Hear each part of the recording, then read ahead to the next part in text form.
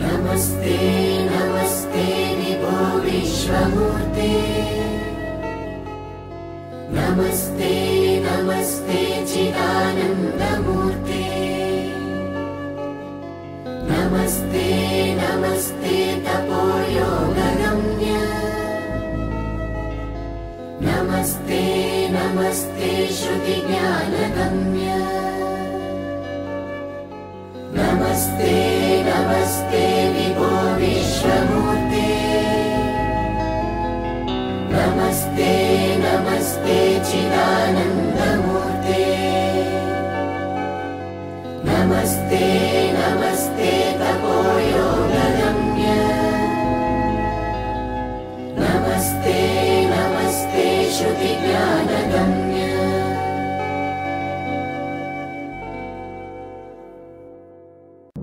శరీరంలో ఒప్పుకున్నంత కాలం సంపాదించుకుంటారు అందరూ. ఆ తర్వాత ఏమి ఉండదు. How do you define a poor man? A poor man is one who has to earn his bread of the day. When he cannot earn the bread because of old age, nobody takes care of. That is poverty. That is my definition of poverty. Look at all the workers. చూడండి, వాళ్ళు 3 generations వచ్చాక ఇక్కడ 25 years. 25 years ago they were quite energetic. They were working 80 rupees, 100 rupees, 120 rupees per day. The wages సంపాదించుకున్నారు వాళ్ళు. Slow అయిపోయారు. Now an old man and his wife, they can't even walk here. How do you propose to meet their requirements? Are we not supposed to think of them? నన్ను చూడండి, నేను 24 సంవత్సరాలు retire అయిపోయాను. 24 years తర్వాత I am getting about 170,000 rupees pension. I do nothing. ఇంత pension సంపాదించు తీసుకుంటాను government నుంచి, ఏమీ చేయటం లేదు. I feel really burden by the kindness of the government. Feel very India. I suppose I give up my pension. That doesn't really matter. So నేను ఎలాగైనా దాన్ని సద్వినియోగం చేయాలి. ఫర్ ఎగ్జాంపుల్, గవర్నమెంట్కి నేను దానం చేయలేను కదా. ది అదర్ డే ఏదో అక్టోబర్లో chief ministers fund, relief fund for the flood victims అని, కర్నూలు అవన్నీ ఫ్లడ్ అయిపోయి చాలా ఘోరంగా విలేజెస్ వాషప్ అయిపోయి, CM fund, this is a small occasion for me. Immediately ఆ రోజు అక్యుములేట్ ఏదో అంటుండో 60,000 చెప్పి సీఎం పంపించేసి, పెన్షన్ మనీ వాళ్ళ మనీ వాళ్ళది. సీఎం గారు రిటర్న్గా నాకు లెటర్ రాశాడు, థ్యాంక్ యూ గురువు గారు సంతకం 60,000. వెంటనే పంపిస్తే చాలా తక్కువ. Why did I not send all the amount? మళ్ళీ వాట్ హెల్ప్ మీ బ్యాక్? అక్కడే వస్తుంది నాకు dissatisfaction. I should have clear the account ఎంత ఉంటే అంత పంపించారు. 1,30,000, 1,40,000 అంత ఉంటుంది. అంతే విత్డ్రా చేస్తుంటే వాళ్ళకి పుస్తకాలకి దానికి దీనికి ఇస్తూ ఉంటాం కదా. ఏదో యజ్ఞం అంటారు, వేద చదువుకున్న బ్రాహ్మణులు వస్తారు, స్కూల్ అంటారు, దానికి దీనికి ఇస్తూ ఉంటాం కదా. What ever the balance is governments money. Government should have gone back to the government for welfare. ఇస్తే ఇచ్చాను. హౌకం అంత స్మాల్ థింకింగ్ వచ్చినారు అలాగ అనిపిస్తుంది నాకు. ఇంతమంది వర్కర్స్, పూర్ పీపుల్ ఇక్కడ ఉన్నారు. Not one in 1,000 can get 10 rupees a month by your pension. ఇది ఎవరు ఆలోచిస్తున్నారు? నాకు ఇదే ఆలోచిస్తున్నారు. ఓల్డ్ ఏజ్ పెన్షన్స్ అని 500 to 700 ఇస్తున్నారట. 95,000 పీపుల్కి ఇస్తున్నారు in the city area. So then the government about వాళ్ళంతా కొట్టింది కదా, and the 4th and 5th తారీఖుల్లో వాళ్ళు ఆ పెన్షన్ కోసం పెడితే your pension has been discontinued అని చెప్పారు హైదరాబాద్. ఎందుకంటే వీ హ్యావ్ డిసైడెడ్ ఏదో rule policy. So from 95,000 it has been reduce to 40,000. ఆ 600 రూపీస్ పెన్షన్ కూడా వాళ్ళకి ఇవ్వడం మానేశారు. What is this government doing for the poor? Poor అంటే ఏమిటి? రైట్, వెన్ యూ ఆర్ ఖాళీ చేయి బాగా ఆరోగ్యంగా ఉన్నప్పుడు not having enough money, that is not poverty. He has to work hard. Anybody has to work hard. But there is available work. You can get 100 rupees. Rickshaw తొక్కుకుంటాడు, కూరగాయలు అమ్ముకుంటారు బండి మీద, ఏదో సంసార స్టఫ్ అమ్ముకుంటారు, వేరుశనకాయలు అమ్ముకుంటారు. ఇంకా ముసలమ్మ కూడా వేరుశనకాయలు అమ్ముకుంటుంది. I attended village festivals. విలేజ్లో చిన్న ఓల్డ్ టెంపుల్ అవుతుంది, అక్కడ నూకాలమ్మ గుడి అంటారు, అక్కడ వెళ్ళేది. అక్కడికి పోయి అందరితో మాట్లాడాను. ఇప్పుడు చాలా కాలం ఏమన్నా నువ్వు ఏం అమ్ముతున్నావు? నువ్వు అంటే వేరుశనకాయలు అమ్ముకుంటున్నాను బాబు గారు. ఎంత 2 బస్తాలు తెచ్చాను, అమ్మేశాను. 3 రోజులు వచ్చాను, 2 రోజులు వచ్చాను, అమ్మేశాను. ఎంత మిగిలింది అంటే 46 రూపాయలు మిగిలిందండి. చాలా సంతోషం కదా, ముఖం అంతా వెలిగిపోయింది. 46 రూపాయలు మిగిలింది. మరి మోసుకొచ్చావు కదా, అవన్నీ వేయించావు, అన్నీ చేసావు కదా, అవన్నీ చేయాలి. 46 రూపాయలు 2 రోజులు బిజినెస్ చేసింది అనమాట. 46 రూపీస్ సంపాదించింది. About 20 years ago, what was 46 rupees? At least it could get about 5 kilos of rice. అంటే ఫెస్టివల్ టైంలోనే వచ్చింది అది, not other days. Then we always think of our own securities. And ఎలాంటి సెక్యూరిటీ అడుగుతామంటే, నన్ను అడిగితే నాకు security what you mean by your own security నన్ను అడగండి. I want at least 50,000 rupees till my 98th year అంటాను నేను. That is my security. I don't even think of 10 rupees for the poor man when he is 90. అక్కడ వస్తుంది. That is exactly where we are thoroughly failing the test that God gives us. భగవంతుడు మనకి ఇచ్చే test unseen test ఇది, unexplained, unannounced test ఇది. Remember this. ఎంతసేపు సరే మన ఆయన talking of our own middle class, upper middle class, lower middle class వాళ్ళు. Forget about the billionaires. వాళ్ళు ఒకడు 100 కోట్లు ఉంటే నాకే ఉంది, చాలా స్మాల్ అమౌంట్, నాకంటే 2 years జూనియర్, వాడు మినిస్టర్గా ఉన్నాడు, ఆల్రెడీ మేడ్ 500 crores, నా దగ్గర 100 కదా ఉన్నాయి, అయ్యో అంటాడు. అంటే ఇంత ఇగ్నోరెన్స్లో ఉన్నారు మనుషులు. They are in deep sleep in the darkest room of his house on the darkest night. Nobody can wake him up. కాబట్టి నేనంటాను, పూర్తి లేదు, సంవత్సరానికి 5-6 times ఏదో ఇస్తాము. ఏమి ఇస్తాము? 300, 500, 600, 1000, అల్టిమేట్లీ 5000. నాకు ఏదో 80 years వర్క్ లేదని 5000 మ్యాక్సిమం ఒక వాళ్ళకి. వాళ్ళకి అది అక్కడికి పోతే దట్ బిగ్, వాళ్ళకి పాపం బిగ్ మనీయే. That is something like 2 months salary ఏదో ఖర్చు పెట్టేసుకుంటారు. దానికి ఏం రాదు, 5000కి ఏమి రాదు. నాకేమో 2 లక్షలు ఖర్చు అయిపోయింది, 1,50,000 ఖర్చు అయిందని అంటాను, కానీ వాళ్ళకి వచ్చేది ఇండివిజువల్గా ఏమీ లేదు. పావర్టీ అంటే no care guaranteed when you cannot walk on this feet. అది ఉంది ఈ దేశంలో. That is what I call poverty. Poverty student I don't consider the working class as poverty.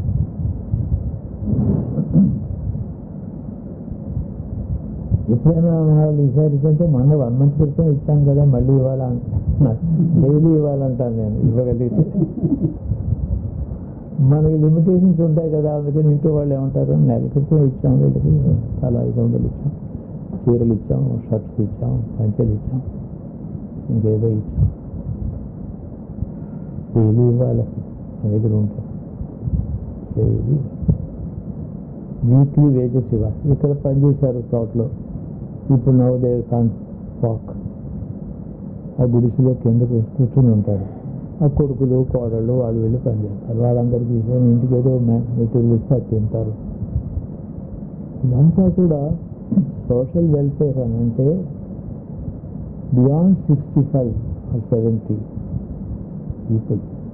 60 దాటిన తర్వాత బతకడమే తక్కువ. వాళ్ళు బై నేచర్ చాలామంది తక్కువ బతుకుతారు. Most of them are dead by the time even before when he's 60 because undernourished, physical diseases ఇవన్నీ ఉంటాయి కదా, unhygienic conditions, no treatment for real disease, they can't afford it, not available, treatment is not available when they are sick.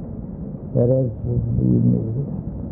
there is a hell if the child is coughing twice and we shake the foundations of 2 hospitals if there is something serious too much there. అంతా ఈ కలియుగంలో particularly in the last 100 years the hiatus between the poor and the affording so much widened. There is no comparison. It's not like two human beings. One is an earthly being, another is a heavenly being. అంత hiatus వచ్చింది. వీళ్ళు దేవతలు, వీళ్ళు మనుషులు, వీళ్ళు మనుషులు అది వీళ్ళు పశువులు. అంత హైటస్ వచ్చింది. ఎప్పుడు కూడా ప్రైవేట్ కంపెనీస్లో పనిచేస్తున్నారు. ఏదో మేబీ స్టార్టింగ్ ఒక 30,000-40,000లో వెళ్ళాడు, ఈ ఎండింగ్ 2 lakhs నెల సంపాదించుకుంటాడు. అందులో లోన్స్ తీసుకుంటాడు, ఫ్లాట్ కొనుక్కుంటాడు. ఇప్పుడు I mean in the last 20 years present ఎకనామీని చేస్తున్నారు. వీళ్ళు రిటైర్ అయిపోతారు, వీళ్ళు పెన్షన్స్ ఉండవు. ఏదో పిఎఫ్ అని అదని కొంచెం మంది సంపాదించుకుంటారు. But PF is not enough for the cost of living at that point of time. ఏం చేస్తారు వీళ్ళు? Again they have to depend on sons and daughters. If enough is not saved they grumble to spend లిబరల్గా ఉంటాయి. ఇవి middle class ఉండే problems కూడా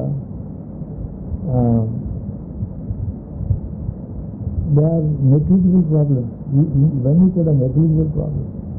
ఎవరో పెడతారు, ఏదో చేస్తారు, ఆ పిఎఫ్తో బతుకుతారు. ఇది పిఎఫ్ ఉందా? ఇక్కడ వర్కర్స్ తోటలో పనిచేసిన వాళ్ళు నేను ఇక్కడ నుంచి 25 yearsలో I think I seen about 60 to 70 people having retired. Casual labourers, masons, వాళ్ళు. ఇప్పుడు నేను లేవటం లేదయ్యా, నేను ఇక్కడ పడుకుంటున్నాను. ఎలక్ట్రీషియన్, వీళ్ళందరూ కూడా రిటైర్ అయిపోయారు.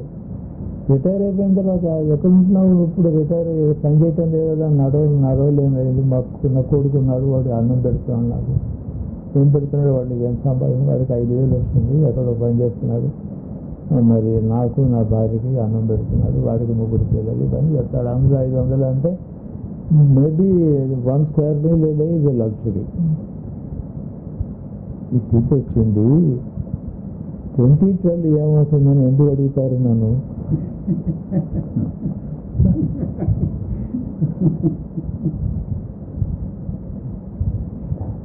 Touch the human being in yourself and ask him what is going to happen. That human being inside you will talk like a god. But he is camouflaged by materialist this being. నా లోపల real human being ఒకటి ఉన్నాడు. Is real human. నేను అందులో దాన్ని కామోఫ్లేజ్ చేసేసి నేను ఏదో ఇంకొక కవరప్ చేసుకొని నేను ఏదో keep living. This is a time when if you believe that all living creatures have the birth right to eat every day, what do you do? What do you propose to do? What are you doing already? How is your thinking at least on that subject is the basic question. So the crisis is for the living human beings crisis. Species పోతున్నాయి, రకరకాల animals, birds అవన్నీ. But వేరే governments, civilized governments spend billions of dollars on preserving some species. A special white colored crocodile ఉంది అక్కడ South ఆఫ్రికాలో. It is disappearing species. దాన్ని protect చేయడానికి పెద్ద ఎన్వైరన్మెంట్ క్రియేట్ చేస్తారు, ఖర్చు పెడతారు. Whatever the same man who tries to spend millions of dollars on as the head of the department on protecting a disappearing crocodile species. He spends $100 on his non-vegetarian food every day. This particular species, because there is plenty of species, మేకలు చాలా ఉన్నాయి కాబట్టి don't bother about it. You can kill them and eat. Only when they are disappearing, you take care of them. This is kind of a civilization we are going through. Why don't you spare 2 animals a day by not eating?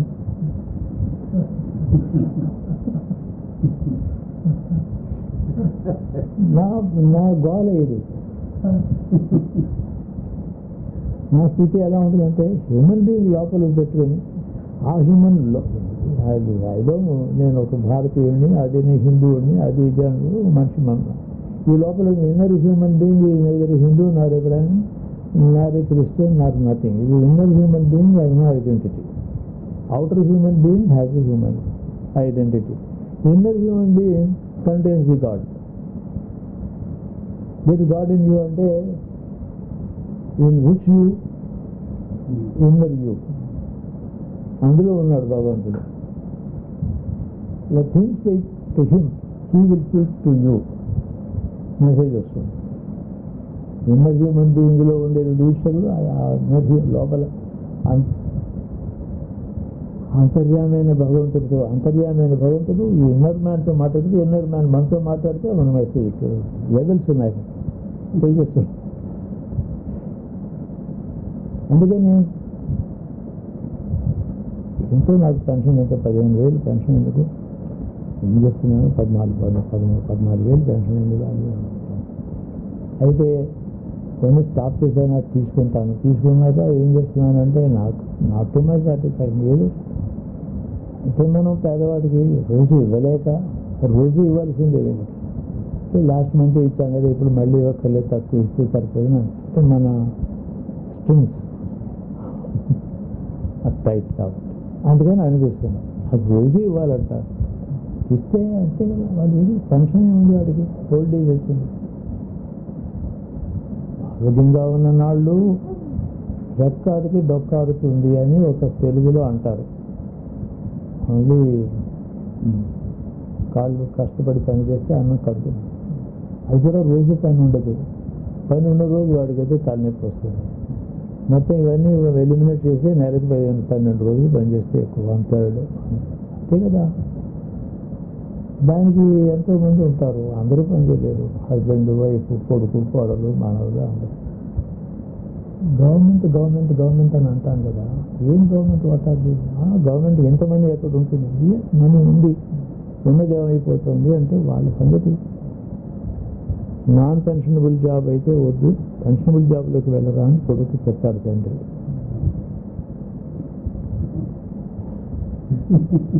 Pensionable job సంపాదించు, నువ్వు డాక్టరే ఉన్నాడు, ఎన్నాళ్ళు సంపాదిస్తున్నాడు. Old age వచ్చిన తర్వాత కర్ర పుచ్చుకొని రోడ్డు పక్కన వాకింగ్ వెళ్తూ ఉంటాడు పొద్దున్నే. అప్పుడు తనకే డాక్టర్ కావాలి, సంపాదన లేదు. అందుకని సంపాదించిన రోజుల్లో ఎక్కడైనా జాగ్రత్త పెట్టుకోవడం, ఇన్సూరెన్స్ ఇవ్వడం చేస్తాడు. వాడికి ఇన్సూరెన్స్ లేదే. సంపాదిస్తున్న వాడేమో ఓల్డ్ ఏజ్ కోసం ఎన్నో జాగ్రత్తలు పడుతున్నాడు. ఏమీ లేదు. కొన్ని నేను వచ్చిన తర్వాత 60-70 మంది బండి వాడు ఉండేవాడు. వాడేమో విజయనగరం వెళ్ళి ఏదో సామాను కొనేవాడు, వుడ్ అది కొంటే వాడికి 2 ఎద్దుల బండి ఉండేది. ఆ బండిలో వేసుకొచ్చేవాడు. Use to pay about 100 rupees, 120 rupees some cart load transportation from Vizianagaram. వాడికి అబౌట్ 10 years అయిందా, ఎద్దులు చచ్చిపోయాయి, రోగం వచ్చి. ఆ బండి అమ్మేసుకున్నాడు. నేను పొద్దున్నది దండం పెట్టి ఉంచున్నాడు. ఏమీ లేదు వాడికి నాకేం లేదు, నాకేమన్నా ఇవ్వండి అని అడగలేదు. Cannot bet. ఎప్పుడైనా వాడు వస్తాడని కూడా మాకు ముందరే అనుకుంటాం. మా ఇంట్లో ఫలానా పాపయ్య నాయుడు వస్తాడు, వాడికి ఒక భార్యకు వచ్చేదా, వాడికి ఒక షర్టు 200, 300, 400. బట్ సంవత్సరానికి ఏదో ఒక మాట 2 మాటలు ఇస్తే ఏంటిది? Absolutely zero. నాకెలా ఉండదు, వీళ్ళందరినీ మీరు గ్యాదర్ చేసి ఒక చోట కూర్చోబెట్టి రోజుకి ఒక్క మాట భోజనం పెట్టి పెట్టగలిగితే బాగుంది. బట్ నా if I spend my self out, I can do this kind of a program for about 10 days. ఆ తర్వాత later then I will have to join them. God forbid. అంటే ఇది చెప్తున్నాను అంతే. బట్ ఇది గవర్నమెంట్ అలా ఏం కాదే, government can do it. The rich అంటే బిలియనర్స్ మాట. రిచ్ అంటే ఏదో ₹1 కోటి ఆస్తి అంటే I don't call him rich, just self. నెలకు బ్యాంకులో ₹1 కోటి అంటే not afford to go that type. అది కాదు, రిచ్ అంటే బిలియనర్స్ మాట. Somebody who is worth 100 crores, which he doesn't need. He cannot spend, he can't eat. Suppose he buys 5 new dresses every day. But that's all about it. He can't eat 4 meals తినలేడు కదా, డ్రెస్సులే కదా ఉండిపోగలడు. Diabetes కూడా వస్తుంది చక్కగాను, తినలేడు వాడు. Only wearing. You can buy diamond necklace but not eat more. అంటే what the body does not need is one thing, what the body cannot take is another thing. 2 things. Body cannot take certain things, what he can afford. What he can afford to spend and is spending, the body doesn't need. Diamond necklace నేను వేసుకున్నాను చిన్నప్పుడు, చాలా emeralds necklace. I'm not exaggerating. The jewellery I was given, which I was wearing till I was 7 years old, is worth about 20 crores today. What is the order of the kind of jewelry? What happened? అది ఏమైపోయినాయి? They were also sold out for a song in those, because money was rare, material was plenty. Too many diamonds and too much gold and too little money, which is why 12 rupees is sovereign. ఏమీ లేదు. Today there is much more money, so little material of real worth.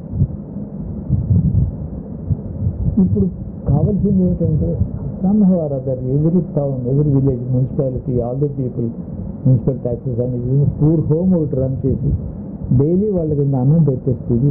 those old people who are not able to work today, వాళ్ళకి పిలిచి 1000 people ఉండనియండి daily. Municipality must do this. Government should subsidize. They should collect voluntary taxation అని ఒకటి పెట్టాలి దీనికోసం. Compulsory ట్యాక్సేషన్లోనే మన వాళ్ళు ఎగుడుతూ ఉంటారు, లంచం ఇచ్చి సగం చేసుకుంటారు. Taxable limit is for this house suppose 5,000, 6,000 అనుకోండి. ఆడు గురువుగారు ఇల్లు కదా అని 3,000 రాస్తాడు. ఎందుకు? నాకు దగ్గర 10,000 వసూలు చేసి ఆ 2,000 వాళ్ళని వాళ్ళు సప్లై చేస్తే బాగుంది. మున్సిపల్ ఆఫీసర్స్ని, కమిషనర్స్ ఎవరు వచ్చినా ట్యాక్సెస్ ఇంక్రీజ్ చేయి మొత్తం మీద. వాలంటీర్లు వాళ్ళు అంటారు, సార్ మీరేమో వాలంటరీగా 10,000 ఇస్తానంటారు, ట్యాక్స్ ఉందా? ఇంకా ఇంకొక మీరు వేరే వాడి మీద ఈ ట్యాక్స్ వేస్తే వాడు అల్లరి చేస్తాడు. ఇది ఒక చోట ఎక్కువ తీసుకుని ఒక చోట తక్కువ ఎందుకు తీసుకుంటున్నామని చెప్పి మమ్మల్ని అడుగుతారు, వాళ్ళు అల్లరి చేస్తారు. You will be setting it to motion A kind of problem. ఇన్ని ఉంటాయి. ఎందుకు చెప్తున్నానంటే 2012 ఏమవుతుంది, 2020 ఏమవుతుంది అంటే, coming to the point, the man is deciding his own future. As a living creature, he is deciding, he is also heading towards that particular destiny which he himself has designed. Destiny of the man is designed by man.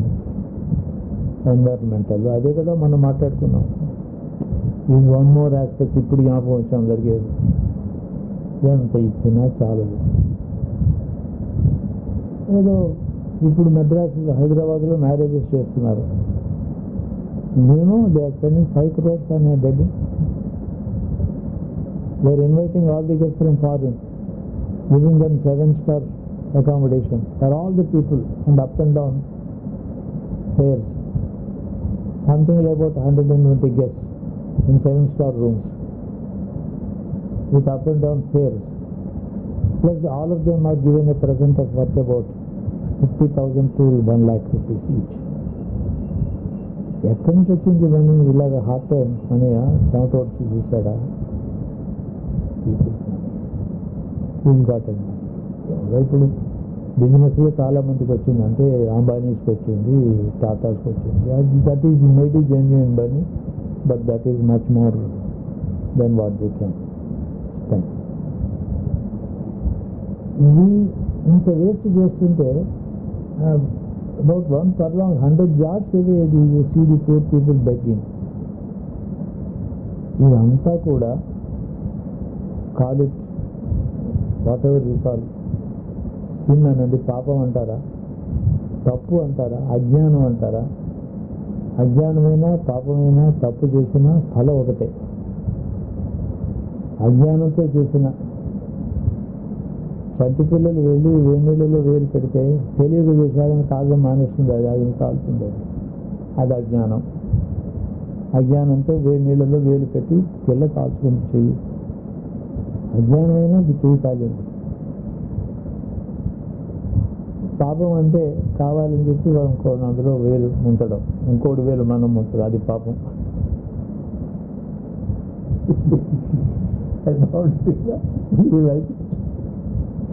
ఇంకోటి వేలు తీసుకెళ్ళి అందులో ముంచడం, ఇంకోటి మిగతా చాలా చల్లగా హాయిగా వేసి పెడతారంటే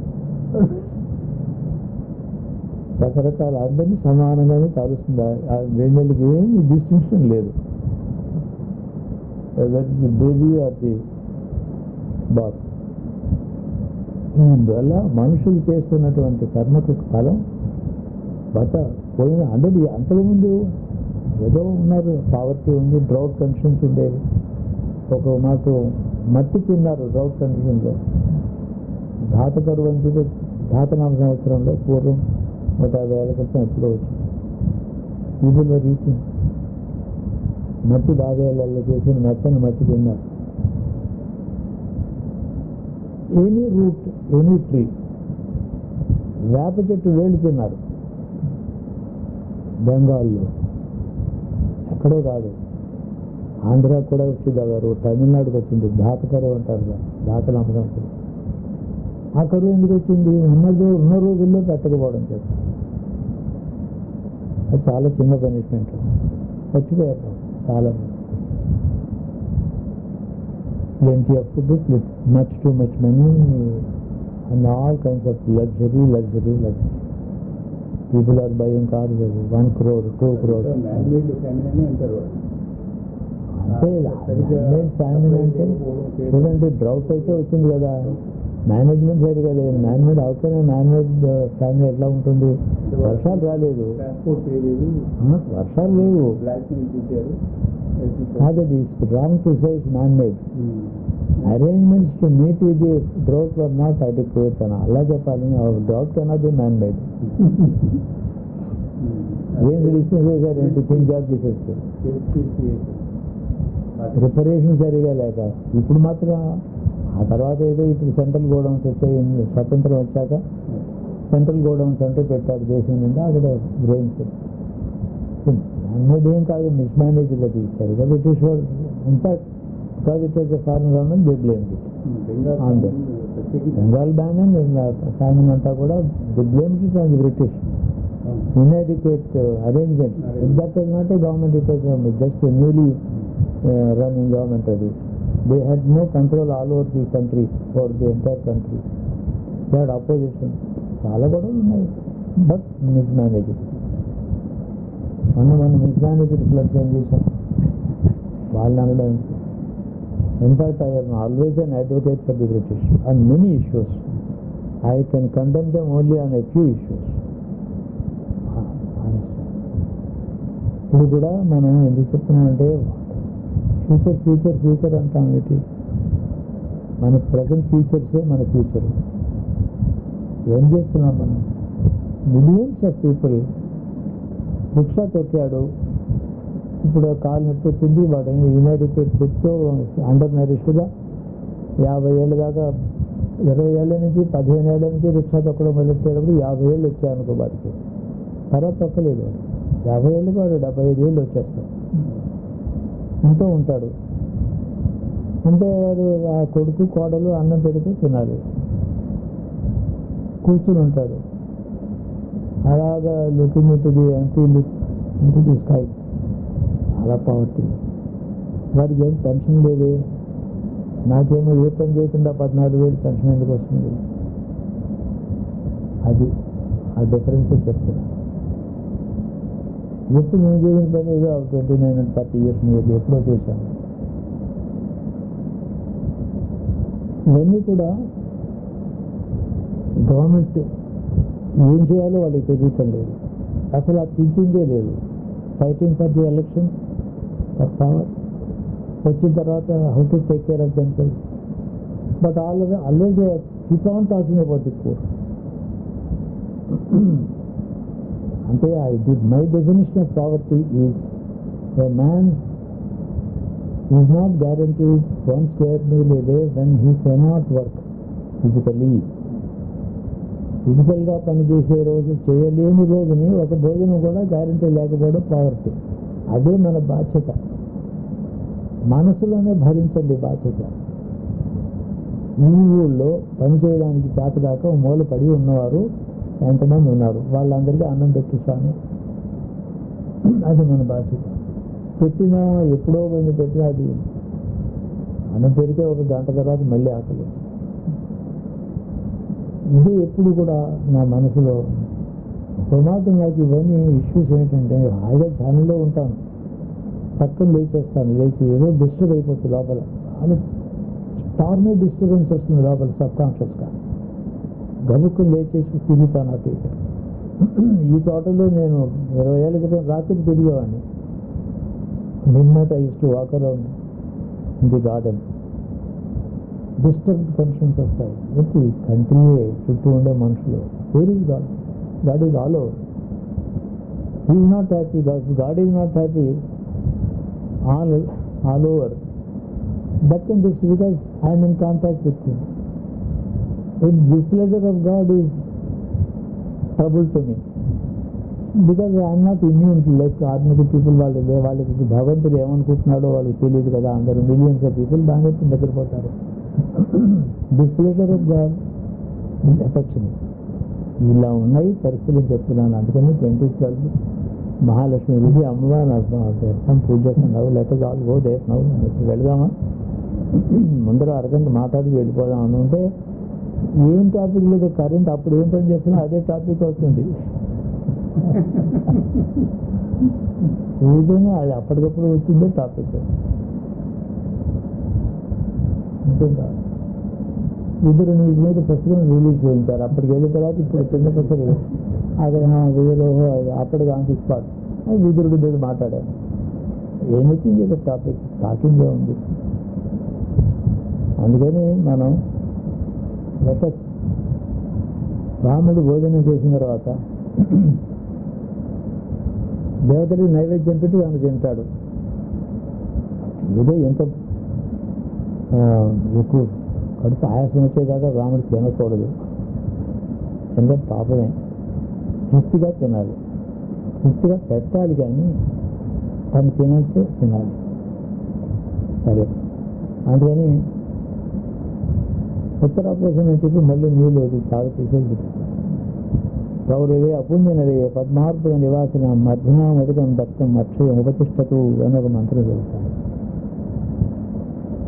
రౌరవాది నరకములు ఉన్నాయి, అవి అపుణ్య నిలయములు. పుణ్యం లేని వాళ్ళు అక్కడ ఉన్నారు, కష్టపడుతున్నారు. రౌరవాది నరకములలో పుణ్యం చేయనటువంటి జీవులు, కోట్ల కొద్ది జనం జీవులు అన్నం లేక దాహంతో అన్నం తిండి లేక ఆహాకారాలు పెడుతూ ఉన్నారని చెప్తుంది మన వేదం. అది నిజం. అది భూమి మీద ఇప్పుడు ఏదో ఎంత ఎవరో అంటే ఎన్ని బిలియన్స్ ఇప్పుడు ఉన్నారు నాకు తెలియదు. 650 మిలియన్స్ క్రోర్స్ ఉన్నారు. దీనికి 100 times ఉన్నారు అక్కడ జీవులు వితౌట్ బాడీ. వాళ్ళు కష్టపడుతున్నారు. నేను బ్రాహ్మణ్ణి, దేవతల్ని యజిస్తాను, అగ్నిహోత్రంలో ఇంద్రాది దేవతల్ని రోజు సంతోష పెడతాను, హోమాలు చేస్తాను. అటువంటి నేను ఇంద్రాది దేవతలను తృప్తిపరిచేటువంటి యజ్ఞం చేసేటువంటి బ్రాహ్మణుడైనటువంటి నేను ఇప్పుడు అన్నంత తృప్తి పడ్డాను. ఈ తృప్తి, సాటిస్ఫాక్షన్ దట్ ఐ రిసీవ్, ఈ సాటిస్ఫాక్షన్ ఉంది, ఈ తృప్తి వాళ్ళకి వెళ్ళాలంటాడు. అర్జునం ఉదకం దత్తం అంటే ఎవరి అపుణ్యులే వాళ్ళ దగ్గర ఉండే పుణ్యం లేనటువంటి లోకాలలో ఉండేటువంటి కోటాను. పద్మార్బుద నివాసనం అంటే ఏంటి? బిలియన్ అర్థం. పద్మ అర్బుదం సంఖ్యది, బిలియన్ అన్ని కోట్ల మంది ఉన్నారు. పద్మారు నివాసనం అర్జునం అడుగుతున్నారు, మాకు ఏమన్నా పెట్టమని అడుగుతున్నారు. వాళ్ళ మాట మనకు వినపడదు. ఉదకం దత్తం, నేను ఇప్పుడు వదిలిపెట్టాను ఈ నీళ్లు ఉన్నాయే, నేను అన్నం తిన్న వదిలిపెట్టిన నీళ్లు దత్తం అక్షయం ఉపతిష్టదు. ఇవి అక్షయంగా 1,000,000 times మల్టిప్లై అయ్యి వాళ్ళకి సాటిస్ఫాక్షన్ రావాలి అంటాడు బ్రాహ్మణుడు. అంత గొప్ప జాతీయ విషయం. వైదిక ధర్మంలో, బ్రాహ్మణ ధర్మంలో, హిందూ ధర్మంలో ఇలాంటి కాన్సెప్ట్స్ ఉన్నాయి. How can we appreciate the greatness of Hinduism unless we know this? బ్రాహ్మణుడు భోజనం చేసిన తర్వాత మనం బ్రాహ్మడికి భోజనం పెట్టామనుకుంటాం కాదు. ఈ మంత్రంలో బ్రాహ్మణుడు చేసిన పుణ్యంలో మనకి భాగం వస్తుంది. ఈ మాట అన్నాడు కదా బ్రాహ్మణుడు, నేను పెట్టిన భోజనం తిని. వాడు ఈ మాట అనడం చేత వాడు అందరికీ ఇచ్చిన తృప్తికి నేను కారణమైన అన్నం భోజనం పెట్టి, అది యజ్ఞం అంటే. అలాగే ప్రత్యక్షంగా చుట్టూ ఉన్న వాళ్ళే ఉన్నారు చాలామంది. వాళ్ళని తలుచుకోవడం ఎవరికై నీళ్లు వదిలిపెడితే బ్రాహ్మణుడు ఇచ్చినటువంటి భోజనానికి తృప్తిని అక్కడ పంపిస్తే అంతమందికి మొక్కుతుందని వేదం చెప్పినప్పుడు మనసుతో ఈ లోకల్గా ఉండేటువంటి చుట్టూ ఉండే పావర్టీ స్టూడెంట్ పీపుల్ వాళ్ళకేదో కట్టగలిగితే రుచి ఏంటంటే ఏదో తింటున్నారు, తినకుండా లేదు. తినకుండా ఉంటే చచ్చిపోతారు 10 daysలో. తింటున్నారు, చాలా ఇన్యాడిక్వేట్. ఏది కావాలనుకుంటున్నారు అది దొరకదు, ఏదో తింటారు. కాబట్టి మనం వీళ్ళని గురించి ఈరోజు ఒకనాటి ఆలోచన చేస్తే అమ్మవారి దగ్గర దండం పెట్టినప్పుడు కానీ మనం నైవేద్యం పెట్టుకుని తిన్నట్టు ఇంకా ఇది కూడా తిని ఇంకొని తినని ఒట్టిస్తారు ఇంట్లో. అది తినలేని ఎక్కువైపోయింది. ఇక్కడ పరిస్థితి ఇది. Kilometre away, that the difference తినాలి. అది మనం గుర్తుపెట్టుకోవడమే ధర్మం. తద్వారా మనకి ఈశ్వరుని మనం ఆరాధన చేస్తాం. మనం ఇది ఆలోచన చేస్తే చాలు, అదే ఈశ్వరోపాసన. తద్వారా కర్మక్షయం, రుణాలు తీరిపోతాయి, మళ్ళీ రావు ఇక్కడికి అని చివరికి మెసేజ్.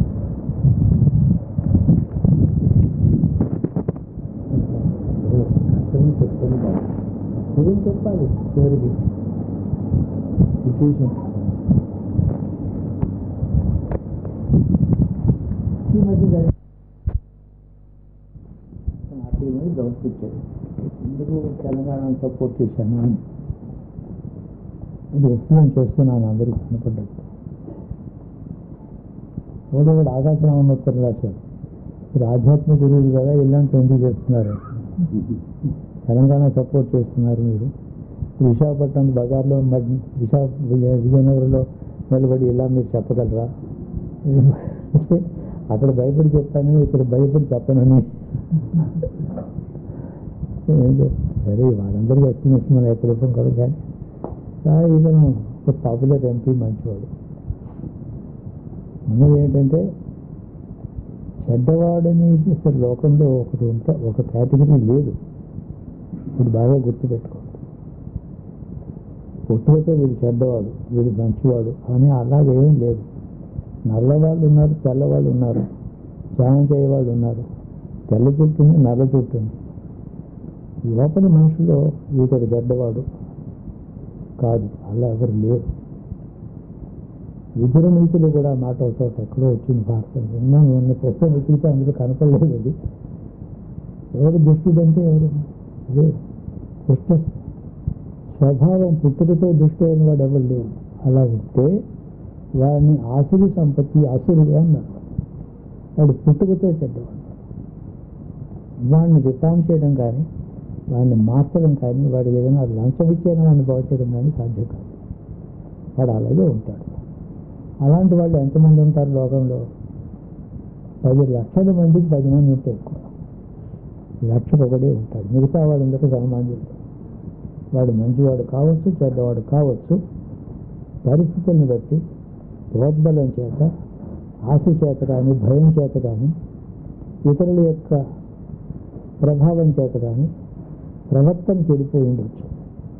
ప్రవర్తన చెడిపోతే కూడా ప్రవర్తన చెడిపోవడం చేత వాడిని కండెమ్ చేస్తే మానవ స్వభావం తెలిసిన వాడే కాదు.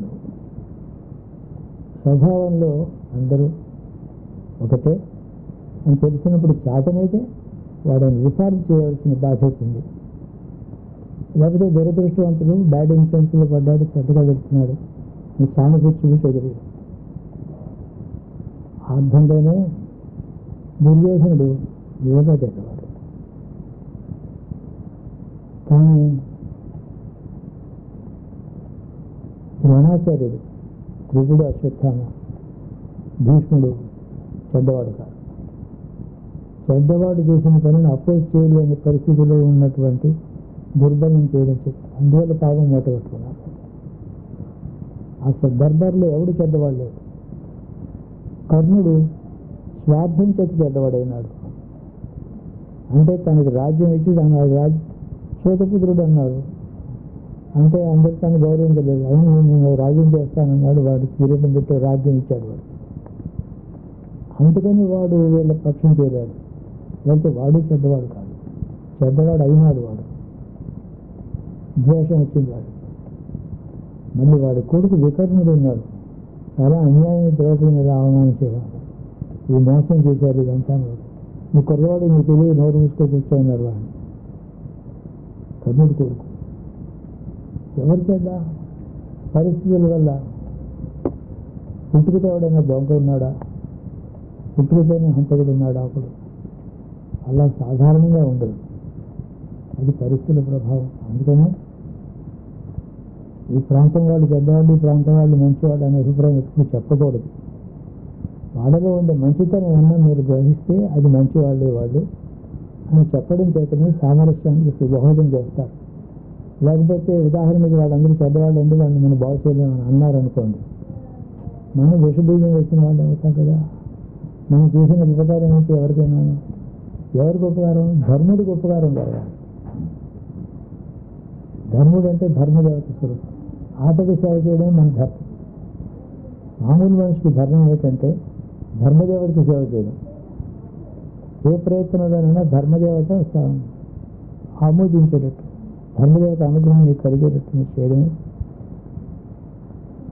డిస్ప్యూట్ వచ్చింది అనుకోండి, ప్రాంత భేదాలు వచ్చి ఒకరినొకళ్ళు దూషించుకుంటున్నారు, మమ్మల్ని దోచుకున్నారని వాళ్ళు అన్నారు, మేము సమైక్యాంధ్రలోనే ఉంటాను వీళ్ళు అన్నారు, వాళ్ళు చెడ్డవాళ్ళని వీళ్ళు అనుకోవడం అది కాదు. అలాంటి భావాలు రాకుండా చెప్పాల్సింది. వాళ్ళు చెడ్డవాళ్ళు కాదు, నాయకులు చెడ్డవాళ్ళని చేశారు వాళ్ళని అని చెప్పడం కరెక్ట్.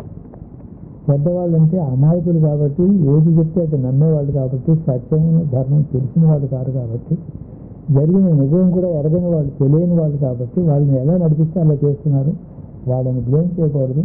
వాళ్ళని చెడ్డవాళ్ళుగా మార్చిన వాళ్ళు ఎవరో అది నా ఇందాక నుంచి థీమ్. అది లేకపోతే ఎమ్మెల్యేలు, ఎంపీలు కూడాను వాళ్ళు మొత్తం రీజియన్ని కండెమ్ చేయడం మొదలుపెట్టారు కాబట్టి మనం చెప్పాలి. అర్థమైందా?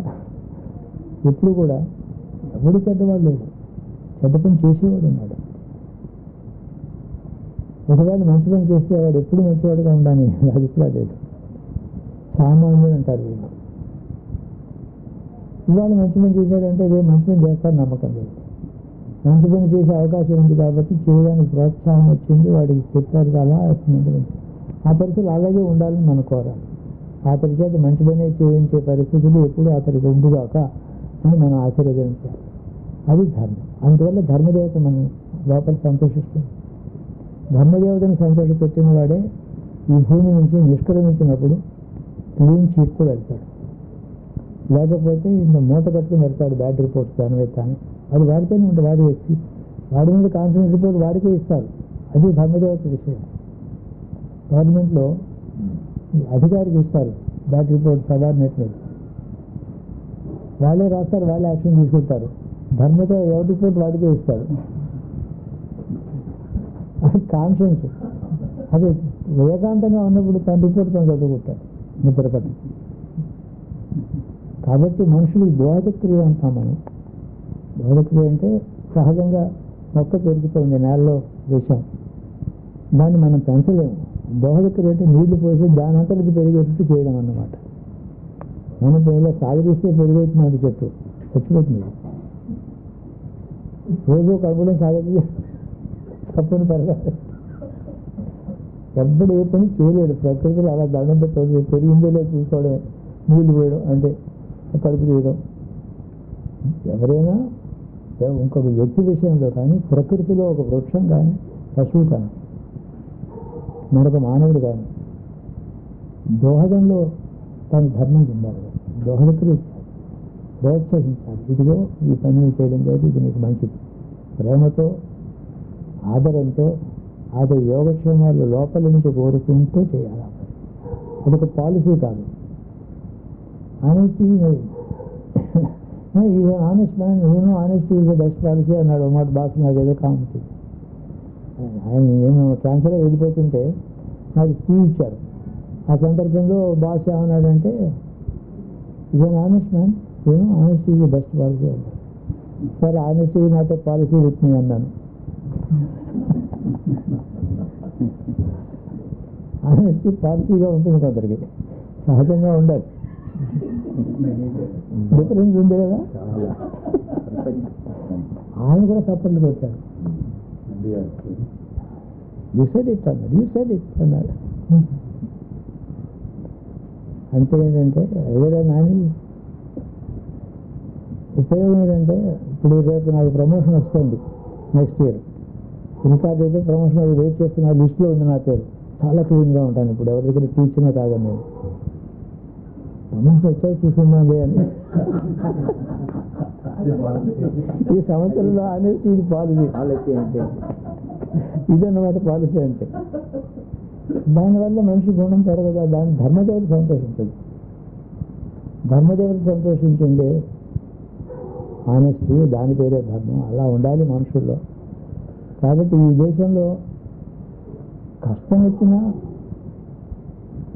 నేను అబద్ధం ఆడను, అది సంకటం కలిగిన అబద్ధం ఆడను అనేది ఒక ఉత్తమమైనటువంటి ధర్మం. ఆ ధర్మాన్ని పోషించుకుంటూ మనిషి బతకాలి.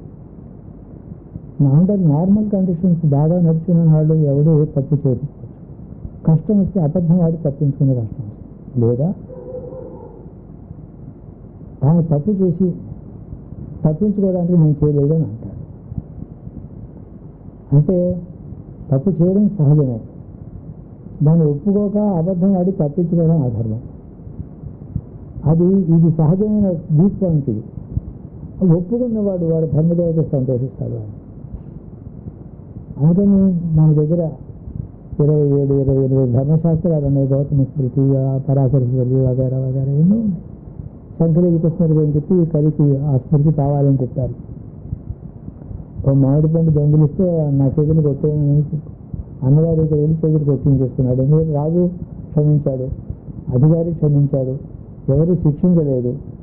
శిక్షించకపోతే దొంగతనం చేశాను ఒప్పుకుని నాకు శిక్షించమని అడుగుతున్నాడు. వాడు ఎవరు పర్వాలేదా ఇంకో 2 పళ్ళు తిని కావాలి అంటే అంటాడు తోటవాడు. ఈ శిక్ష ఏంటి? ఎవరు శిక్షించడం లేదు. నేను నేరం చేశాను, ఎవరికి తెలియకుండా నవ్వుకుని ఒక మామిడి పండు తీసుకుని మళ్ళీ బయటపడడం కోసం చేసే పని మనకి ఒక మంచి ఉద్యోగమైన భవిష్యత్తు. దాన్ని చూసి సంతోషిస్తాడు గురువు, తాత, ఎవడైనా ధర్మదేవత సంతోషిస్తాడు. కాబట్టి లోకంలో మనం తప్పు చేసేందుకు వాడికి అవకాశం లేకుండానే చూడాలి. దరిద్రంలో ఉండేవాడికి మనం మా పర్స్ అక్కడ మర్చిపోవడం మన తప్పు, వాడు ఎక్కువపోతే వాడు. కాబట్టి ఆ తర్వాత మనం ఏం చేయకూడదు. వాడి దగ్గర లేదు చూస్తే ఆశ కలిగింది దరిద్రుడు. పర్సు అక్కడ పెట్టాం, వాడు తీసుకుపోయాడు. వాడి దారిద్ర్యమే అక్కడ దొంగతనం చేసింది, కానీ వాడు చేయలేదు అని చెప్పాలి. మనం అలా అన్నారు. మనం క్షమిస్తే మళ్ళీ ఎప్పుడు చేయగలం. అల్లరి చేసి వాడిని పోలీసు పట్టిస్తా అన్నారు అనుకోండి, ఇంకా పాడు. నా దరిద్రం సంగతి వాళ్ళు పట్టించుకోలేదు, దొంగతనం విషయం నాకు శిక్షిస్తున్నారు. అడిగితే ఇవ్వలేదు నేను, అందులో ఉంటుంది. అలాగా ప్రపంచంలో తప్పు చేయడానికి ఎవరో ఒక పరిస్థితులు కారణం అవుతాయి. అలాగే ప్రపంచంలో ఒక నేరమో, ఒక పెద్ద వియత్తుగా ఉద్యమమో, లేకపోతే ఏదో వైలెన్స్ ఏదో దిగారంటే ఆ వైలెన్స్కి బస్సు తగలబెట్టారని వాళ్ళని నేను ఎప్పుడూ బ్లేమ్ చేయలేదు. వాళ్ళని తిరుగుతున్నారు. వాళ్ళ వెనకాల ఉండే శక్తులు, వాళ్ళని ప్రేరేపించిన వాళ్ళు, వాళ్ళకి నీరు పోసిన వాళ్ళు, వాళ్ళ తప్పని. అందుకనే కూర్చోండి, డైలాగ్ చేయండి, మాట్లాడండి. వాళ్ళకి ఆ ప్రాయంలోంచి బయటపడేటట్టు ఒక వైరస్, ఒక ట్రూత్ వైరస్ ఇంజెక్ట్ చేయండి వాళ్ళకి. వాడు చూడండి ఎంత బాగుపడతారో అని నేను అంటున్నాను. నాకు ఆ నమ్మకం ఉంది. ఇప్పుడు వాడు తెలియక ఏదేదో అంటారు, దాన్ని ఎవరు బాధ్యతారు? ఎప్పుడు కూడా లోకంలో నేరం చేసిన వాళ్ళు వెంటనే కంటెంట్ చేయడం అందరికీ చేసే పని ఈజీగా. క్రూరమైన పని చేస్తారు, హత్య చేస్తారు. స్త్రీని అవమానం చేసి హత్య చేసిన వాళ్ళు ఉన్నారు.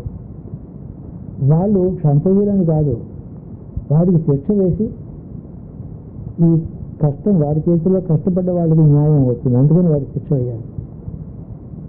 లేకపోతే వాడి విక్టిమ్స్ ఉన్నారే వాళ్ళకి అన్యాయం అవుతుంది. దుశ్శాసనుడికి నేను చంపి నీ రక్తం నేను నోటి చూస్తాను రా అని అన్నాడు అనుకోండి, అది దుశ్శాసనుడికి శిక్షణ కాదు, అది ద్రౌపదికి న్యాయం చేయడం. అదే అంటాడు భారతంలో. దుశ్శాసనుడు ఒకవేళ ద్రౌపది వాడిని నేను క్షమించాను, వాడు నీచుడు, నేను వాడి మీద క్రోధం లేదు, వాడిని వదిలేసేయండి అన్ననుకోండి, ధర్మరాజు వాడిని వదిలేసేవాడిని సంపద అంటాడు. దీనిలో అంతే చేస్తారు. కష్టపడ్డవాడు విక్టిమ్ ఎవడైతే ఉన్నాడో వాడి న్యాయం కోసమని వీడి శిక్ష వేయడం. ఈ శిక్ష వేయడం చేత ఒక లాభం ఏంటంటే వాడికి నరకానికి పోకుండా భూలోకంలోనే వాడి శిక్ష అయిపోతుంది, క్లీన్ అవుతాడు వాడు. లేకపోతే నరకానికి పోతాడు. అది వాడికి ఇంకో గొప్పకారం. అందుకనే నేరం చేసిన ధర్మం తెలిసిన వాళ్ళు అడిగి శిక్ష వేయించుకొని వాళ్ళు శుభ్రం అవుతారు, పరిశుభ్రం. వాళ్ళు they what themselves, they become clean. నేను ఎప్పుడు కూడా ఎవరినైనా తొందరపడి ఒక కండెమ్ చేయడం కానీ తప్పు చేసినప్పుడు విమర్శిస్తాను, ఏదైనా బుద్ధిలో ఇలా చేశారంటే లోపలికి క్రోధంతో కండెమ్ చేయడం అది కాదు. కావాల్సింది అలా ఏంటంటే వాళ్ళని ఏమైనా రికారం చేయగలమా, ఎలా చేయాలి, ఈ స్థితి ఎవరు కారణం. అందుకని ఇప్పుడు మనం ఏదో ఆంధ్రప్రదేశ్లో ఏదో చిన్న సంక్షోభం ఎదుర్కొంటున్నాం. ఇది ఎలాగో పరిష్కారం అవుతుంది, ఏదో అవుతుంది, నష్టం కష్టం ఏదో తీర్పు. అసలు సంక్షోభం ప్రకృతి నిండా వ్యాపించింది అని ఆ పెద్ద విషయం మాట్లాడండి, దాని గురించి ఏమైనా 4 మాటలు రాసుకుందామని మొదలుపెట్టాం. యాక్చువల్గా సంక్షోభం చిన్న దాంట్లో మనం ఎంగేజ్ అయిపోయి ఉండిపోకూడదు, పెద్ద విషయం మర్చిపోకూడదు. పెద్ద విషయం ఉండదు ప్రకృతి అంతా కూడా. అంతే నా లిటరేచర్ చదువుతున్నాను, నా థియరీస్ నాకు ఉన్నాయి, అదే రాయాలని ఆ ప్రయత్నంలో ఉన్నాను నేను. అనేక సిద్ధాంతాల మీద బేస్ చేసి చివరికి వాళ్ళు తేల్చిందని 2012 డిసెంబర్ చాలా ఫేట్ఫుల్ ఇయర్ అది. ఏదో పెద్ద ప్రళయం వచ్చి తీరుతుంది, చాలా జనాభా చాలా ప్రాణికోటి భూమి మీద పోతారు, నష్టం వస్తుంది అని వాళ్ళు అన్ని యాంగిల్స్ నుంచి మాట్లాడి చెప్తున్నారు వాళ్ళు. అన్నమాట అమెరికాలో ఎల్లో స్టోన్ అని ఒకటి ఉంది, ఇక్కడ నార్త్ వ్యోమన్ దగ్గర చాలా పెద్ద భూమి కింద ఉన్నటువంటి సూపర్ వాల్కన్. అది ఏదో 6 లక్షల సంవత్సరాలు ఒక మాట వస్తుంది, పైకి వచ్చేస్తుంది. అలాగే 3 times వచ్చింది, సరిగ్గా ఇంటర్వెల్ ఆఫ్ 6 lakhs వచ్చింది. ఇది కాబట్టి ఓవర్జో అన్నాడు, ఈ క్లాత్ ఈజ్ టిక్కింగ్. అది వస్తే చాలా పెద్ద డిజాస్టర్, చాలా పెద్ద డిజాస్టర్, చెప్పడానికి లేదు. నేను ఎలా డిస్క్రైబ్ చేశారంటే 1,000 Hiroshima bombs per second. Per second 1,000 nuclear Hiroshima bombs per second. అంటే కొన్ని గంటలు, కొన్ని రోజులు, సెకండ్ గంట అది సిద్ధంగా ఉంది. సరే, గ్లోబల్ వార్మింగ్ ఉంది, ఇవన్నీ చెప్తున్నారు. సన్ స్పాట్స్ వస్తున్నాయి. సన్ స్పాట్స్ వచ్చినప్పుడేమో సరిగా ఆ టైంతో వస్తున్నాయి. రెగ్యులర్గా ఉండే ఫెనామినన్ రికార్డులో ఉంది. సన్ స్పాట్స్ ఇలా వచ్చినప్పుడు సోలార్ ఫ్లేర్స్ అంటారు వాళ్ళు. సోలార్ ఫ్లేర్స్ వచ్చినప్పుడు భూమి మీద టెక్టానిక్ యాక్టివిటీ అంటే ఎర్త్క్వేక్స్ వస్తాయి, సునామీలు వస్తాయి, స్టార్మ్స్ వస్తాయి, ఇవన్నీ ఉంటాయి. అది ఆ టైంతో వస్తుంది. ఇలాగా అనేక కారణాలు అనలైజ్ చేసి అన్ని 2012కే సూచిస్తున్నాయి అని చెప్పి డిసైడ్ చేశారు. ఇదంతా అలా ఉండగా ఇదంతా reasoning, study of geology, study of volcanism, then past geological events, అది అన్నీ చదివారు. ఇవన్నీ అయిన తర్వాత మతాలు ఏం చెప్తున్నాయో చూశారు. అది కేవలం విశ్వాసమే కాదు. మాయన్ సివిలైజేషన్ ఉంది మెక్సికో, వాటిమాలా, అక్కడ వాళ్ళ రికార్డ్స్లో క్లియర్గా ఉంది. 2012 సూచిస్తోంది వాళ్ళ రికార్డ్స్లో. The major upheaval, destruction of life. ఎంత అంటే వీళ్ళు అంటున్నారు 6 లక్షల సంవత్సరాల పూర్వం డినోసార్స్ని, లైఫ్ని అంతా వైప్అవుట్ చేసిందే అలాంటి కటాస్ట్రఫీ. ఇంకోటి ఏమంటే సోలార్ ప్లేయర్స్లో నుంచి వచ్చే ప్రతి స్టార్స్ రెడీగా ఉన్నాయి, ఎప్పుడైనా రావచ్చు. మ్యాగ్నెటిక్ ఫీల్డ్ అది ఎర్త్ అవుతుంది. ఆ ఎర్త్ ఫీల్డ్ డిస్టర్బ్ అవుతుంది. అంటే పెద్ద ఫీల్డ్ చుట్టూ ఆవరేజ్ చుట్టూ కనబడదు ఏదాటి. ఆ ఫీల్డ్తో మనకి సోలార్ రేడియేషన్ మనం హార్మ్ చేయకుండా ప్రొటెక్షన్ అది. ఆ ప్రొటెక్షన్లో గ్యాప్ వచ్చింది. ఎంత గ్యాప్? కాలిఫోర్నియా స్టేట్ అంటుందో అంత గ్యాప్ వచ్చింది ఆ ఫీల్డ్లో. కాబట్టి ఏదైనా సరే సోలార్ ఫ్లేర్స్ వచ్చాయంటే మనకి ప్రొటెక్షన్ లేదు. బయట నుంచి రేడియేషన్స్ వస్తే దానికి ప్రొటెక్షన్ లేదు. డేంజరస్ అల్ట్రావైలెట్ 2 రకాలు ఉన్నాయి. ఒకటి దీనిలో ఇంకోటి డేంజరస్ యూవీ రేస్ రావచ్చు. ప్రకృతి అదే చెప్తుంది, మతాలు అదే చెప్తున్నాయి. ఇవన్నీ ఇలా ఉండగా మనం ఏం చేయాలంటే ఏమీ లేదు, మనం చేయాల్సింది ఏం లేదు. ఇది జస్ట్ వెయిట్ ఫర్ ఇట్ అన్నమాట. ఏమిదే ఎప్పుడైనా జరగదు, రాత్రి జరగదు, పగలు జరగదు. December 21 కూడా చెప్తున్నాను. 21 December ప్రోడక్ట్ కాబట్టి నాకు ఎక్కువ కన్సర్న్ అది. 21 December 20th నైట్ 21st బయట మొదలవుతుంటే కూర్తాను నేను. ఆ డిసెంబర్ డేట్ ఎప్పుడు అది అలాంటి డేట్ అది. కాబట్టి ఇప్పుడు ఎలాగ నేను నా సంగతి ఎలా అని అది ఆలోచిస్తారా? దేశం ఏమవుతుందని ఆలోచించాలో చెప్పండి. 82 years పూర్తయిన తర్వాత అప్పటికి 84 వస్తుంది, 83rd పూర్తయింది. ఏం ఆలోచించాలి? శాంతి చేయాలి. ఎవరి శాంతి? నేను రాయగలుగుతున్నది ఏమిటి? ఇది నా ఆర్గ్యుమెంట్ నాకుంది. అస్ట్రాలజికల్ ఆర్గ్యుమెంట్ ఒకటి నాకు, అస్ట్రానమికల్ ఆర్గ్యుమెంట్ ఒకటి, స్క్రిప్చరల్ ఆర్గ్యుమెంట్ ఒకటి ఉంది. మన స్క్రిప్చర్స్లో చెప్పిన విషయం నా విజన్స్ ఉన్నాయి నాకు. అది సరైన ప్రాక్టికల్గా ప్రజెంటేషన్ కావాలి. ఆ పని మొదలెట్టాలని చెప్తున్నాను. ఇప్పుడు నాకు 2012 నుంచి 2020 దాకా ఉండే 8 సంవత్సరములు పీరియడ్ అది నా లెక్కలో.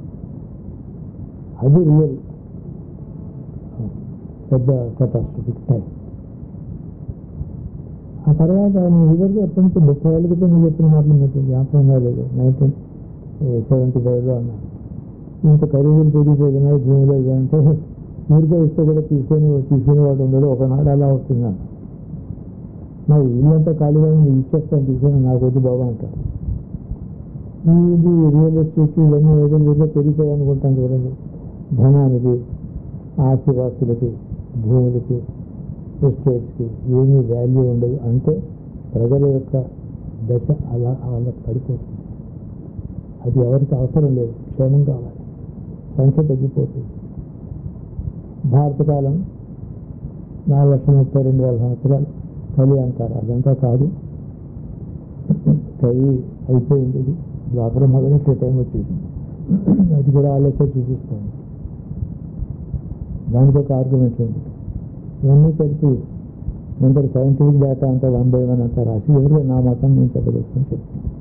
మొదలెట్టాను. కాబట్టి ప్రపంచంలో ఇదే కొత్త విషయం కాదు. ఒక విషయం అందరికీ తెలుసు, మనం శాశ్వతం కాదు. ఇది కొత్త విషయమా? మనం శాశ్వతం కాదని ఇంకోటి చెప్పేసి అది తెలియని వాడు ఎవరు లేడు.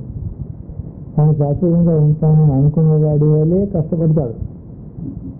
ధర్మాధర్మాలు వివక్ష లేకుండా ఏదో సంపాదించదో 10,000 కోట్లు సంపాదించాడు, ఒకటి 1000 కోట్లు ఒకటి సంపాదించాడు. ఎందుకు? తెలిసింది అంటే తెలిసిన అజ్ఞానం. తెలియక చేశారంటే చీమలు ఇంత బియ్యము అక్కడ ఆరవేశారనుకోండి, బియ్యపు రవ్వ, చీమలు వచ్చి ఒక్కొక్కటి మూసిపెడుతుంది. అది పాపం అన్నీ తీసుకెళ్ళి ఒక 1000 చీమలు 4 గంటలు కష్టపడి ఇంత నూక ఒక గుప్పెడు దాచులు ఉంటాయి కలుగులు. రాత్రి చిన్న వర్షం వస్తుంది, ఆ చీమలు అది కూడా అది కష్టపడి దాచుకుని నూక ఆ గుప్పెడు మీద 1000 చీమలు కూడా కొట్టుకుపోతాయి. మనిషి లైఫ్ అలాగే ఉంది. అదే ఎగ్జాంపుల్. ఎలా ఉన్నాము అంటే, కాబట్టి ఎందుకు పనికిరానిటువంటి యాక్టివిటీస్ కాదు. సృష్టిలో సత్యం మీద అది తెలుసుకోవాలి, శాంతి భద్రత కోరాలి, తప్పు చేసిన వాళ్ళని క్షమ దయతో అర్థం చేసుకోవాలి మానవతా దృష్టితో. నిజంగా దుర్గారుడు పెద్దవాడు అని ఖండం చేయాల్సిన వాళ్ళు ఎవరు లేరు. ఇప్పుడు కౌన్సిల్ ఎవరు లేడు. అంటే ఎక్కడైనా ఉండొచ్చు వాడు మా అంటే కౌన్సిల్. ఎవరైనా 2-4 హత్యలు చేసిన వాళ్ళు ఉండొచ్చు. అలాంటి వాళ్ళు ఎలాగా వాళ్ళు శిక్ష పడుతుంది, లేకపోతే వాళ్ళ చేతిలో ఇంకోళ్ళు శిక్ష కష్టపడతారు. వాటికి అది యుగమంతా వాళ్ళ వల్ల ఎఫెక్ట్ అయ్యేది కాదు. స్మాల్ క్రైమ్స్ చేస్తారు. మనం ఆలోచించింది ఏంటంటే, ఎక్కువ మెజారిటీ పాపులేషన్ సుఖంగా ఉండాలి, శాంతిగా ఉండాలి. వీళ్ళకి ఎలా ఉంటారు? సర్వైవర్స్ ఎప్పుడు ఉంటారు. ఇది గుర్తుపెట్టుకోండి. టోటల్ ఎన్హిలేషన్ ఉండదు, సర్వైవర్స్ ఉంటారు. సర్వైవర్స్ ఉంటే వాళ్ళు ఎలా బాగుండాలి, వాళ్ళకి ఏం కావాల్సి వస్తుంది, వాళ్ళ సర్వైవర్స్ని గురించి ఉన్నాయి. మంచివాళ్ళు సర్వైవర్స్గా ఉండాలని మొదటి కోరిక, వాళ్ళు బాగా ఉండాలని రెండోది. వాళ్ళు దుఃఖాన్ని అనుభవించకూడదు, అది మనం కోరాలి. అది కోరడమే ఈశ్వరుని ఆరాధన. అభిషేకం చేసినట్టు శివుడికి ఇది కోరుకుంటే. రోజు తాగితే తేంతో శివుడికి అభిషేకం చేస్తే శివుడు ఎలా సంతోషిస్తాడో ఇలా మన ప్రార్థన కోరుకుంటే ఇది మన కర్తవ్యం. అంతే. మనం తప్పకుండా ఏం జరగదు అని చెప్పి గంభీరంగా నాకేదో నమ్మకం లేదు, అంతా బాగానే ఉంటుంది, చూడండి నేను కొత్త పడుతున్నాను, ఇప్పుడు 2012లో పీకులో ఉంటాను నేను, చూడండి ఇలాంటి మాట్లాడుతూ గంభీరం. కాకపోతే గంభీరం అంటారు దీన్ని. లోపల బిక్కులు ఉంటే ఉంటుంది. అది కాదు, కట్టచ్చు, బాగుండొచ్చు, నిజమే కావచ్చు, కానీ ఆ ధైర్యంతో చెప్తున్నావా? చెప్పాలి, బాగానే ఉండదు, పాసిబుల్. కాబట్టి ఏదైనా మంచి కోరవలసిందే. అందరి మంచి కోరాలి, అందరికీ క్షేమంగా ఉండాలి, సర్వైవర్స్ మంచి వాళ్ళు సర్వే అవ్వాలి. మహాభారతంలో యుద్ధంలో చాలా పాపులేషన్ పోయింది. అయితే అప్పుడు యుద్ధంలో ఆటం బాంబులు వేసి మనుషుల్ని చంపలేదు. అందుకని బ్రహ్మాస్త్రం పాశుపతం వాళ్ళు ఒకరి మీద ఒకళ్ళు వేసుకున్నారు. బ్రహ్మాస్త్రం వేసేప్పుడు ఈ బ్రహ్మాస్త్రం అర్జునుని చంపేయాలి అనుకుని వేశాడు. అర్జునుడు బ్రహ్మాస్త్రం వేసినప్పుడు ఇది అశ్వత్థామని హతం చేయాలి అని అనుకుని వేశాడు. అంటే ఆ చుట్టుపక్కల మనుషులందరూ కావాలని అలాంటి అభిప్రాయం లేదు. ఇప్పుడు ఆ chance choosing use of weapons లేదు. మాస్ డిస్ట్రక్ట్, అందుకని దానికి పేరు ఇచ్చారు WMD అని పెడతారు. వెపన్స్ ఆఫ్ మాస్ WMD అని రాస్తూ ఉంటారు, వెపన్స్ ఆఫ్ మాస్ డిస్ట్రక్షన్. కాబట్టి అధర్మం మనం చేసాము చాలా దేశాలు. 3 ఏళ్ళ నుంచి చాలా అధర్మాలు జరిగింది. ఏదో అవుతుంది తప్పకుండా, అది ఊరికి అలా ఈజీగా పాస్ ఓవర్ అవ్వదు. 12 నుంచి 20 దాకా జరగబోతుంది. నాకు చేసిన మాట రాద్దామని మొదలుపెట్టాను. ఇందులో మన సూత్రం ఏంటంటే, మనంతా ఏం చేయాలంటే, మంచివాళ్ళు అందరూ సర్వే అవ్వాలి, వాళ్ళకేమో సుఖశాంతులతో ఉండాలి. చెడ్డవాళ్ళు ఒకవేళ ఎక్కడైనా ఉన్నా, సమాజానికి అపకారం చేసేవాళ్ళు ఉంటే, ఈ హాలోకాస్ట్లో వాళ్ళు పోతే వాళ్ళకి ఉత్తర జన్మకి మంచిది వస్తుంది. అలా వాళ్ళు కూడా పోవాలంటే ఏంటి, మళ్ళీ జన్మ వచ్చినప్పుడు ఉంటారు. మామూలు సివిలైజేషన్లో ఒక మాట ఉంది, ఎత్తితే ఆ రికార్డ్స్లో దొరుకుతుంది వాళ్ళ కన్సర్న్ బుక్స్లో. 2012కి పూర్వం ఎప్పుడో 100 కొద్ది సంవత్సరాల నుంచి, చాలా వేల సంవత్సరాల జన్మలో చచ్చిపోయారు కదా, చాలా ఘోరంగా వాళ్ళు స్పానియర్స్ చేతిలో చచ్చిపోయారు. అలాంటి వాళ్ళు ఇవాళ అవల వాళ్ళందరూ ఈ టైంకి పుడతారని వాళ్ళ నమ్మకం. ఈ 2012 హాలోకాస్ట్ టైంకి వాళ్ళందరూ మళ్ళీ పుడతారు. పుట్టి ఇప్పుడు మళ్ళీ పుట్టకుండా ఇప్పుడు అయిపోతుంది. ఈ హాలోకాస్ట్లో దే గాడ్ అనేది అలాంటి నమ్మకం వాళ్ళకి ఉంది. జీవులు పునర్జన్మ ఉంది వాళ్ళకి, ఎన్నో ఉన్నాయి, చాలా ప్యారలల్ ఉన్నాయి, క్వాలిటీ లక్షణాలు ఉన్నాయి మన ఫిలాసఫీకి దానికి. కాబట్టి వాళ్ళు పూజ చేసి శివలింగాలు పూజ చేసి పాతి పెడతారు. మనం ఏం చేస్తాం, శివలింగం పూజ చేసి అక్కడ పెడతాం. వాళ్ళ మంత్రాలు ఏవో ఉన్నాయి, అది పూజ చేసి లింగ రూపంలో ఉండే రాయే శివలింగం అది. కానీ వాళ్ళ మంత్రం, వాళ్ళ పూజా విధానం వేదం కాదు, ఇదేదో చేసి ఏం చేస్తారు, కడుపుని లోపల పెట్టరు, సంవత్సరం కాలం పూజ చేసేసి పాతి పెట్టేస్తారు. ఎందుకు అలా పాతి పెట్టబడిన శివలింగం ఆ భూమిని పవిత్రం చేసి రాబోయే జీవుని రక్షిస్తుందని. చాలా మంచి కాన్సెప్ట్, గొప్ప కాన్సెప్ట్ అది. వాళ్ళు అక్కడ పాతి పెడతారు. అలాగే వాళ్ళు చేయడం కూడా చూసినటువంటి అమెరికన్స్ ఉన్నారు, చాలా కష్టపడ్డారు. దేశంలో మనం సంక్షోభం ఉంది, ఏదో ఆంధ్రప్రదేశ్ సంక్షోభం కాదు, మొత్తం ప్రపంచానికి ఉందని చెప్పడం కోసం ఇవన్నీ పట్టించుకొని సీరియస్గా తీసుకోవద్దు. కామక్రోధాలు, తీవ్రమైన క్రోధం మనసులో రావద్దు. ఈ విషయాల్లో సంయమనం పాటించండి. ప్రభుత్వం ఒక మాట తీవ్రమైన ఆగ్రహంతో ఏమైనా దేవుడు చివరికి కంక్లూడ్. నాకు రాలేదు, రావటం లేదు, నేను తప్పు చేసిన కోపం నాకు ఎవరినో రావటం లేదు. ఆగ్రహం ఇస్తే నాకు రెస్ట్లెస్ అయిపోతాను నేను, తప్పని చల్లారు. అది అలాగే ఉంటుంది, చాలా నెలల తరబడి బాధిస్తుంది లోపల ఎందుకు. అలా ఎప్పుడు రాలేదు, రాదు నాకు. అందులో వాళ్ళని మిస్గైడ్ చేసి వాళ్ళు కనపడుతున్నారు. శుభం అందరికీ క్షేమం కలిగింది కాదు.